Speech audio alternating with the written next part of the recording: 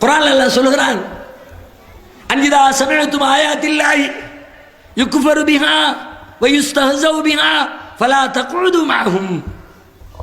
அல்லாஹ்வுடைய வசனங்கள் மறுக்கப்படுகிற இடத்தில், அல்லாஹ்வுடைய வசனங்கள் கேலி செய்யப்படுகிற இடத்தில் அவர்களோடு நீங்கள் அமர்ந்திருக்காதீர்கள்.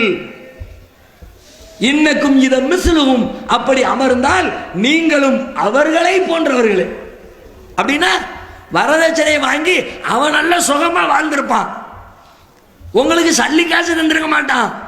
மறுமையில போய் நின்னா வரதட்சணைக்கு கொடுப்பாங்களா, அல்ல கொடுப்பு, அந்த கொடுப்புல உங்களுக்கு 2 விழும். ஏண்டா நீ வரதட்சணை வாங்கல, நீங்க சொல்லி நான் வாங்கவே இல்லையே, அவன் வாங்கினா வக்கனே போய் திருட்டு வந்தல, நீனும் வாங்கின வந்தான் போ. எது குற்றம் எது குற்றம் இல்லை? அல்லாஹ் தடுத்த காரியத்தை அவர்கள் செய்கிறார்கள், நீங்கள் அதை புறக்கணிக்க வேண்டும். புறக்கணித்தால் குற்றமில்லை, புறக்கணிக்காவிட்டால் குற்றம்.